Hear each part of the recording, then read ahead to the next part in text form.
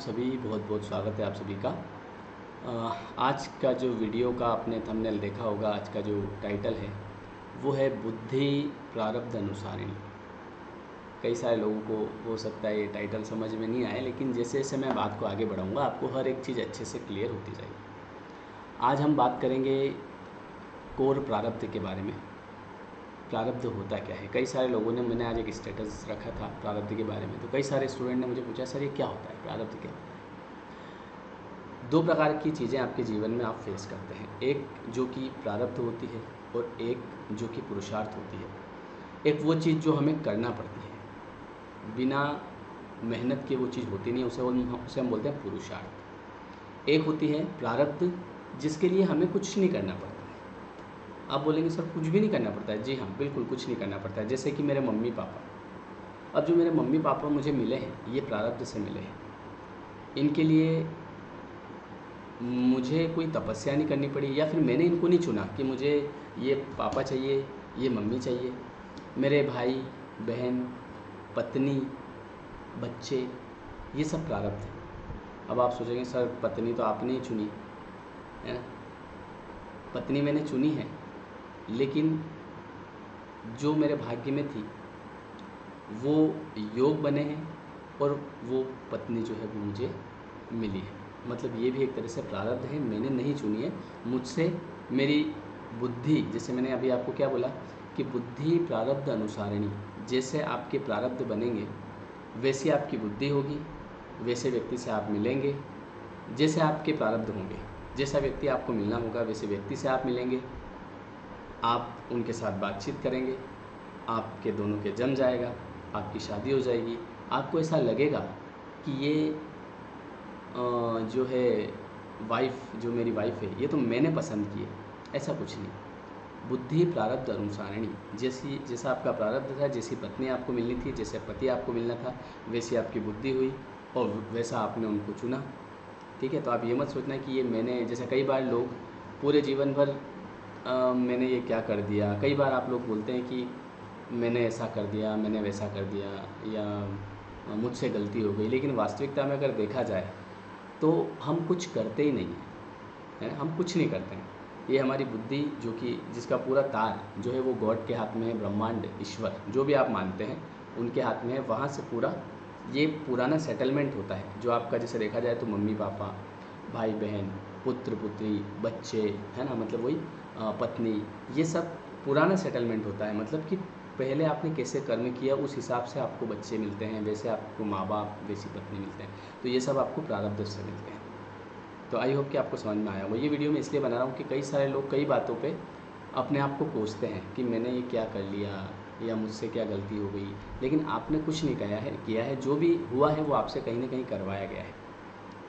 जैसा आपका प्रारब्ध बनेगा। अब मैं एक और बात आपको बताना चाहता हूँ जो कि आप सबके लिए बहुत ज़रूरी है और जिससे आपको बहुत ज़्यादा मानसिक शांति भी मिलेगी। कि कई बार हम सोचते हैं, बहुत सोचते हैं, हम इतना सोचते हैं कि सोच सोच के आधा दिमाग ख़राब कर लेते हैं। बोले मेरा क्या होगा, मेरी जॉब लगेगी कि नहीं लगेगी, या मैं पैसे कमा पाऊँगा, या मेरे भविष्य का क्या होगा। तो आपको सोचने की 0% भी आवश्यकता नहीं है, क्योंकि आपको ये पता है कि आप जितना ज़्यादा सोचेंगे उतना ज़्यादा आपके अंदर नेगेटिविटी आएगी, क्योंकि आप नेगेटिव ही सोचेंगे, पॉजिटिव तो आप सोचेंगे नहीं, है ना? पॉजिटिव सोचेंगे तो बहुत बढ़िया बात है, लेकिन आप नेगेटिव सोचेंगे, आपके अंदर डिमोटिवेशन आएगा, कहीं ना कहीं अगर कुछ काम बनता भी होगा वो भी बिगड़ जाएगा। तो आप सब कुछ ईश्वर के हाथ में सौंप दीजिए। आपको एक चीज़ करनी है, वो है कर्म, बस।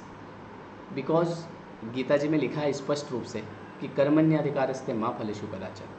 हे प्राणी, तो कर्म किए जा, फल की चिंता मत कर। तुझे फल की चिंता करने से कोई मतलब भी नहीं है। फल तो जो मिलना होगा वो मिलेगा ही सही। तो कई बार बच्चे जो हैं वो बड़े परेशान होते हैं, सर ऐसा हो गया, सर मैं 1 नंबर से रुक गया, आज एक का मैसेज आया, सर मैं 1 नंबर से रुक गया और मैं 4 बार रुक गया, क्या करूँ? तो आपको बिल्कुल चिंता करने की ज़रूरत नहीं है। जब सही समय आएगा, अपने आप आपकी बुद्धि, आपका ध्यान उस तरफ जाएगा जहाँ पे सफलता आपका इंतज़ार कर रही होगी। बस उसके लिए आपको एक समय का इंतज़ार करना पड़ेगा। ऐसा नहीं कि आप जल्दबाजी में कुछ भी कदम उठा लें। समझ गए आप? तो प्रारब्ध का मतलब ये होता है कि जब आपका प्रारब्ध निर्मित होगा, मतलब जो पुराने अच्छे कर्म जो आपने किए हैं उनका फल आपको निश्चित रूप से मिलेगा। आज जो आप अच्छे कर्म करेंगे उनका फल आपको आगे निश्चित रूप से मिलेगा। तो जो भी आपने कर्म किए हैं उसका जो प्रारब्ध है, जो आपने किसी की सेवा की है ना, आपने मान लीजिए आपकी दादी जी की सेवा की है, बहुत सेवा की है, तो उनका जो उसका जो फल है वो आपको मिलेगा। और ये आपको महसूस भी होगा, ऐसा ऐसा भी नहीं है कि मिल जाएगा आपको पता भी नहीं चलेगा, आपको ये एहसास होगा कि यार मैंने ये चीज़ करी थी और इसके परिणाम स्वरूप मेरी जॉब लग गई, समझे। हाँ, तो वो कई बार हम केवल हमारे दुख गिनते हैं, बोले मेरे साथ ऐसा है, मेरे साथ वो है, लेकिन हमारा ध्यान उन चीज़ों पे नहीं जाता है जो हमारे साथ अच्छी हुई है, जो बाकी लोगों के साथ नहीं हुई। कई सारे लोगों की जॉब होती है, जॉब में होते हैं, लेकिन उनका ध्यान वहाँ जाता है, बोले ये ऐसे हैं, वो ऐसे हैं, इन्होंने ऐसा करा। हालांकि वहाँ जाना स्वाभाविक है, ध्यान ऑब्वियसली ध्यान तो जाता ही है, बट अगर आपका ध्यान इधर जाएगा कि यार कम से कम मेरी जॉब तो है, कम से कम मेरे पास एक घर तो है ना, तो कम से कम आप परेशान कम होंगे, कहने का अर्थ ये है। तो इसलिए जैसे जब आपके प्रारब्ध निर्मित होंगे, आपका जब समय आएगा, तो अपने आप आपके रास्ते भी खुलेंगे और आपको एक सही दिशा भी मिलेगी। इसलिए बिल्कुल चिंता न करें, कर्म करते रहें, बिल्कुल चिंता न करें। एक दिन अच्छा समय आपके जीवन में ज़रूर आएगा, ठीक है। सबके जीवन में आता है, आपके जीवन में भी आएगा। और जब आपका प्रारब्ध निर्मित होगा तो अपने आप चीज़ें आपके सामने से आएगी, आपको ऐसे उंगली पकड़ के ले जाएगी आपकी किस्मत। लेकिन आपको एक चीज़ करते रहनी पड़ेगी, कर्म। अब बहुत सारे लोग ये भी सोचेंगे, सर आपने बोल दिया कि प्रारब्ध में जो होगा वो मिलेगा, तो फिर हम मेहनत क्यों करें। मत करो, आपकी बुद्धि आपसे मेहनत करवा देगी, समझ गया।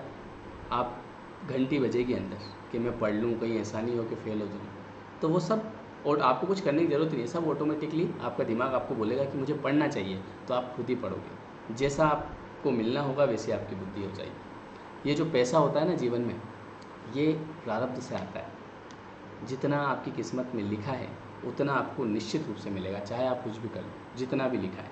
1 करोड़ अगर आपके लिखे हैं कि भैया अगले महीने 1 करोड़ आने हैं, तो 1 करोड़ आपके आ जाएंगे, चिंता मत करो। बस वो समय ऐसा, योग ऐसा बैठेगा और आपका काम हो जाएगा। इसलिए आपको इस वीडियो को बनाने का मकसद ये है कि बिल्कुल चिंता नहीं करना है, अपने को फ्री रहना है, ईश्वर पे विश्वास रखना है, अपना कर्म करते जाना है। एक दिन आपके जीवन में बहुत अच्छा समय आएगा और आपको जो आप चाहते हैं सब कुछ मिलेगा।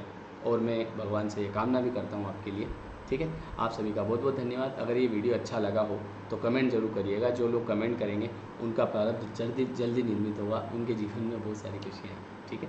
ये तो मैं ऐसे ही बोल रहा हूँ, लेकिन कमेंट करने से मुझे अच्छा लगता है, फीलिंग नाइस। जैसा कि मैंने ये वीडियो बनाया आपके लिए 10 मिनट, तो मुझे इसका प्रतिफल मिल जाता है। मैं उसको जब पढ़ता हूँ तो मेरे अंदर से अच्छी ऊर्जा निकलती है, पॉजिटिव, जिससे आपको ब्लेसिंग मिलती है और आपके काम भी जल्दी जल्दी हो जाते हैं। Thank you so much. Bye.